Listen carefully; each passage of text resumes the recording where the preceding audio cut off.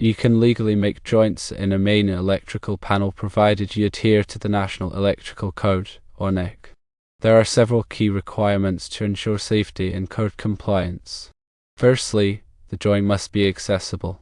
This means the joint should be located in a way that it can be easily inspected and serviced without removing permanent parts of the structure or finish of the building.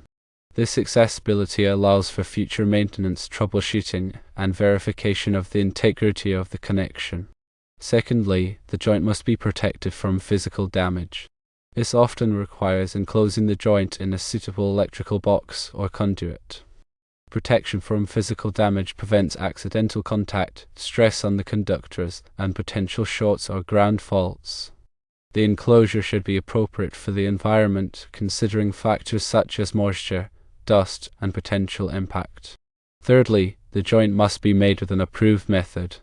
This typically means using connectors that are specifically listed and labeled for use in main electrical panels. These connectors are designed to provide a secure and reliable electrical connection. Approved methods may include compression connectors, set screw connectors, or other types of connectors that meet relevant safety standards like UL listing. Fourthly, the joint must be properly sized.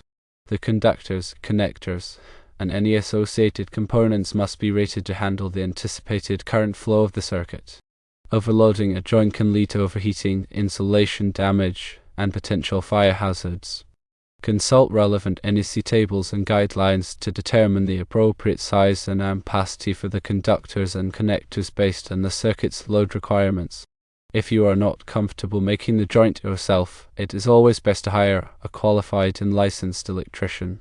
Working with electrical systems can be dangerous, and improper connections can have serious consequences. A qualified electrician will have the knowledge, skills, and tools to safely and correctly make the joint, ensuring compliance with all applicable codes and regulations.